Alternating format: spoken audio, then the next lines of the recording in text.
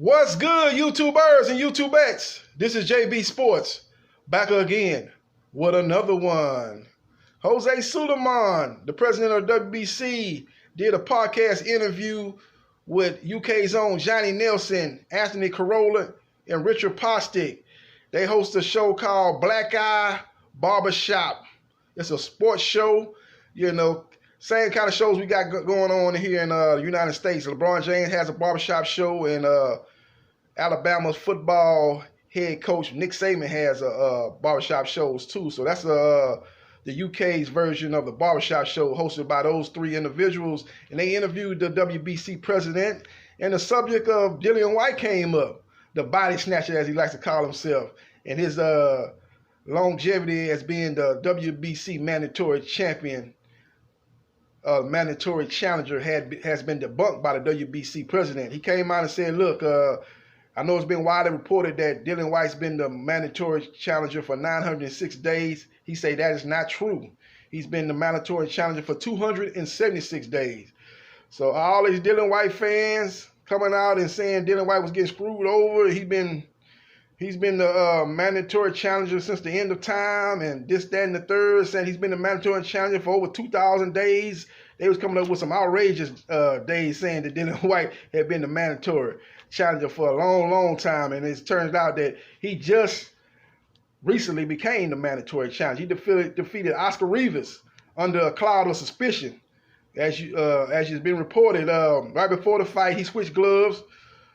And the gloves that they agreed to in the fighters meeting, he switched those gloves up and got another pair of gloves that Oscar Rivas' team couldn't expect. That was some shady things that was going on with Dillian Whyte. And another thing, before the fight, in the both fighters had to be tested for PEDs, and Dillian Whyte failed the test. Didn't notify Oscar Rivas' team or Oscar Rivas that he failed the PED test. They kept things under wraps, and the fight went on and took place anyway, despite the failed drug test by Dillian Whyte. Now, Dillian Whyte was dropped in that fight, but was held on to win a decision and become the WBC interim champion. And that's when he became the interim champion, not before then. Now, he was crying and saying he was getting messed over, getting a raw deal when Dominique Breazeale got a title shot versus Deontay Wilder. Dominique Breazeale was the mandatory champion. A lot of people were like, man, how is he the mandatory champion? He's ranked number 3 or number 4 in the WBC. Well, he became the mandatory challenger when he defeated John Molina. That's how he became the mandatory challenger. Even though Dillian Whyte was the number 1 contender in the WBC, he was not the mandatory challenger. Now, Dillian Whyte could have got the shot at Deontay Wilder. Deontay Wilder did an interview last year and said, look, fight Luis Ortiz, the boogeyman of the heavyweight division. Defeat Luis Ortiz, and you got me. That's my word. And I will fight you after you defeat Luis Ortiz. Dillian Whyte said no.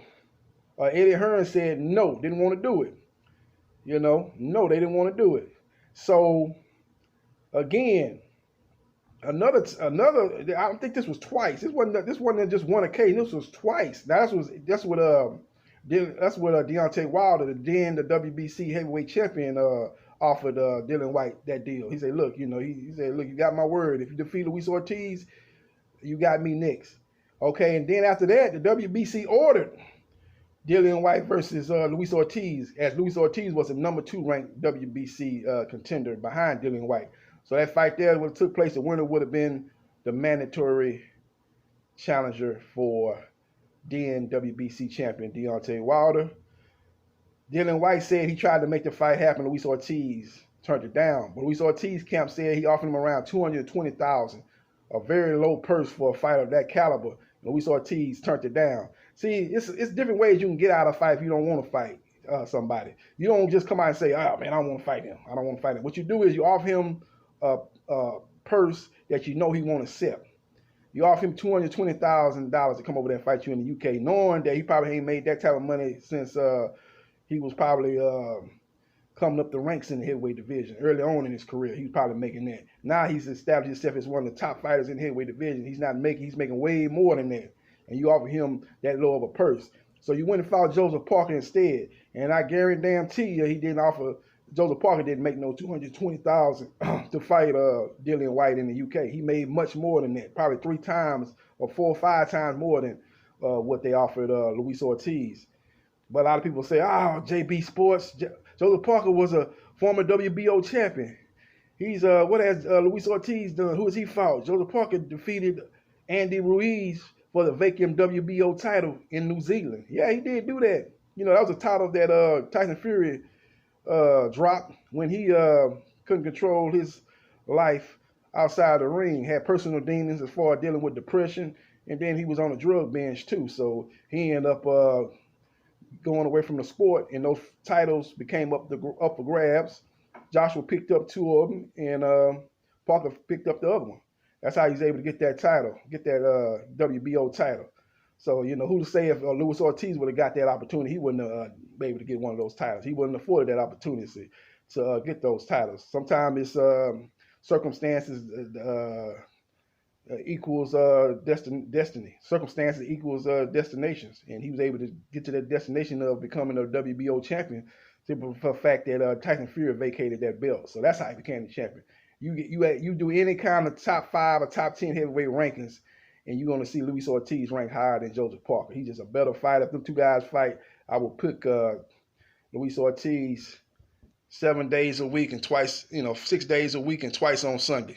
I would pick Luis Ortiz to defeat Joseph Parker, no doubt about it. So he didn't want to fight Luis Ortiz when Deontay Wilder offered it to him. Then the WBC offered it to him, and he didn't want to do it. So Dillian Whyte don't have anybody to blame but himself for not securing a title shot with then champion Deontay Wilder. But I'm just glad that the WBC president came out and debunked this lie that had been going on for several months, that Dillian Whyte was the mandatory challenger for the WBC title for 906 days, when it turned out it was just 276 days. He had been the mandatory in a fight again that he cut corners and pulled every trick out of his bag to win that fight and get the odds stacked in his favor before that fight. And he still almost lost. As Oscar Rivas dropped him, had him badly hurt, he was able to hold on and win a decision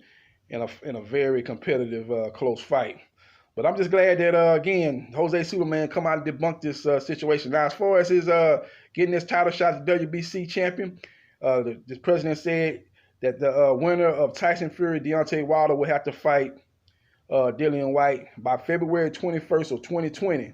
Now, he also stated that could actually get pushed back because Wilder Fury 3, which is slated to take place October 3rd, that's a tentative date, could get pushed back. Bob Arum, the promoter of Tyson Fury, came out the other day and said, look, that fight might end up getting pushed back because that fight's definitely going to have to be held with fans in attendance. He said the rematch did over $16 million live gate, and they're not going to just throw money like that out the window to hold that fight in a closed-door studio, no fans environment. They want that fight as big as it can be, and they want to put that fight in a venue where people can come and see. He said it's just too much money that a fight of that magnitude would be looking to earn, and they can't just walk away from that type of money. He said that just goes to show that a lot of these big fights that they talk about happening, even like Joshua and Pulev and Dillian Whyte, even his fight with Povetkin, them fights are not going to be held in no studio with no fans. It's not going to happen. Them fights of those magnitudes have got to be held in front of fans. So don't be surprised if you see Eddie Hearn, especially if he's got a deal worked out with Saudi Arabia. If he gets the green light from Saudi Arabia to hold fights there, don't be surprised if he moves maybe Dillian Whyte versus Povetkin to Saudi Arabia and put it there. And maybe I think I even heard a couple of days ago, I heard that Eddie Hearn was discussing moving Alexander Usyk, Derek Chisora to Saudi Arabia. So Saudi Arabia, if they give him the green light, those are autocrat type of governments. The king is pretty much called the shots out of there. And if he wants to put a fight there and make it happen, he's the ultimate shot caller over there. So that's all they'll be looking to do is get the green light from the Saudi Arabia government and officials, and I would be surprised, especially if they're not able to hold fights in the UK, but they're here to start staging fights over there in Saudi Arabia. So I wouldn't be surprised at that. But whatever the case may be, I'm thinking these fights will get pushed back. Now, even the Wilder Fury trilogy could get pushed back to the winter time, maybe November, December. And if that's the case, then obviously that'll be too quick of a turnaround for the winner of that fight to fight Dillian Whyte in February 21st of 2020. That'd be too quick a turnaround. Therefore, that mandatory fight will get pushed back to the summer of 2021, and that would push back the ultimate fight that people have been talking about the last several weeks, Tyson Fury, Anthony Joshua.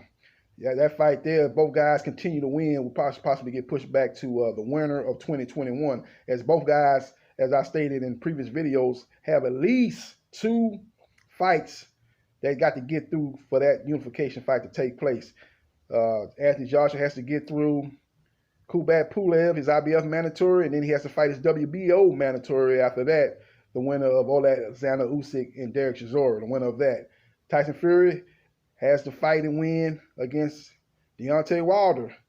And if he gets through that fight, he has to fight his mandatory against the Dillian Whyte, Alexander Povetkin winner, I would assume. Assume that he would get the winner. He has to fight the winner of that. Say that Dillian Whyte gets through that fight. You usually be looking at Fury versus Dillian Whyte mandatory spot in the mandatory title fight in the summer of 2021. Therefore, we will push back Tyson Fury versus Anthony Joshua. And there's no guarantee one of those 2 guys get through those 2 fights, especially Anthony Joshua. Anthony Joshua has got a glass jaw. Anthony Joshua has no head movement, so that's a recipe for disaster. So ain't no guarantee he gets through Pulev. I think he gets through Pulev because Pulev's more of a one-trick pony. He's got the left jab and right hand. He doesn't have too much else in his repertoire. He don't have a lot of tools in his toolbox. He's got the jab and the right hand. He's going to be trying to load up on that right hand. But if he catches Joshua clean on the chin, Joshua is going to sleep. He's shown that he will go down from lesser punches. Andrew Ruiz is not a knockout artist, and he dropped him 4 times and made him quit in Madison Square Garden. So I believe Pulev is a harder puncher than Andy Ruiz. Andy Ruiz got more hand speed, but I think Pulev is a harder puncher. So I think Andy Ruiz is probably more skilled, but we'll see what happens, man. Like I said, you got a guy with no head moving and a glass jaw. So he's not just destined to win both of those fights. If he gets by there, him against Usyk, that's a tricky fight. Usyk is a very skilled fighter.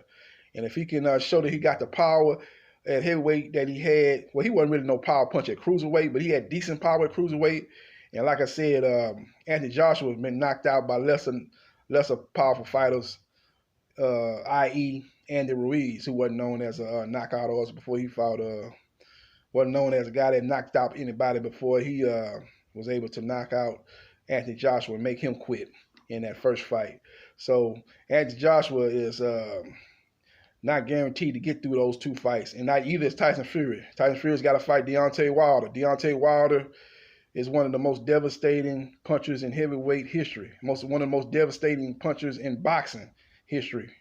And obviously, this is probably his worst performance. This ain't no problem. It was his worst performance of his career in that rematch. You look at all his previous fights, he's never looked like that. A guy that just, didn't have the sting in his punches. The right hand, even when he caught Fury a couple times, Fury didn't even blink. So that don't happen when he touches you with that right hand, you go to sleep. He ain't got to catch you clean with that right hand. So for Wilder was off in that fight.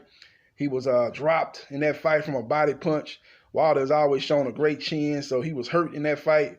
I thought the punch on the side of the head behind the ear was the turning point of that fight. Changed the whole trajectory of that fight. When he landed that punch in the 3rd round, it was all downhill from Wilder. He never recovered from that punch. He tried to fight on and show that he was a true warrior, but his corner threw in the towel and stopped that fight in the 7th round. Look for a different Wilder in that fight. So there's no guarantee Tyson Fury get through that fight. And if he does, he got to fight Dillian Whyte. Now, if he fight Dillian Whyte, I think he would beat Dillian Whyte. I don't think Dillian Whyte's that good, but Dillian Whyte does have he is a good body puncher. He's a real good body puncher. He has a real good left hook, especially to the body.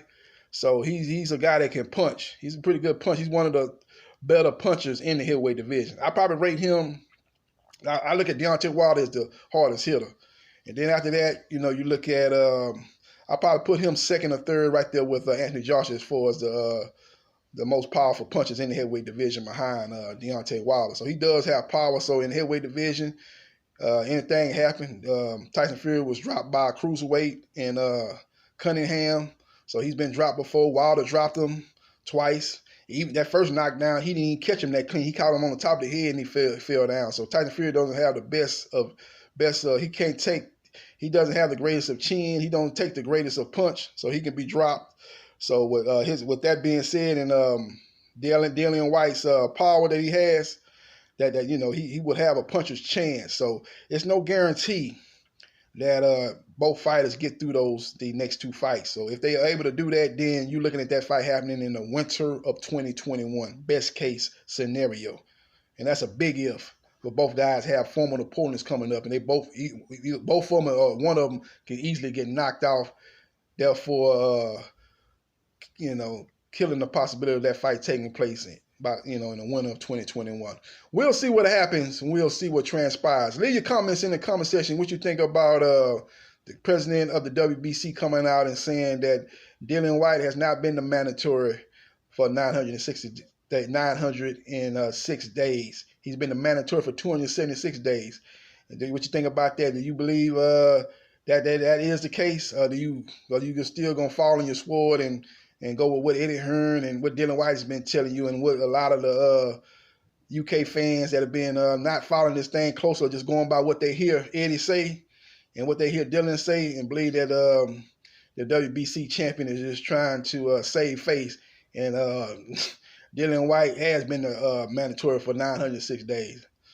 Do you believe that? Let me know what you think in the comment section. It's been, the facts are out there, so you just got to look for yourself. Don't go by what you hear a promoter say or what you hear a particular fighter say. Go do your own research, and then you'll get your answer of what you think. I didn't need the WBC president to tell me that he'd been mandatory for 276 days and not 906 days. I knew that before he did the interview, that all this 906 days. I heard some people even say 2,226 days he'd been the mandatory. They seem like every time you look up, they was going high and high with the numbers, a number of days that Dillian Whyte's been the mandatory challenger for the WBC title.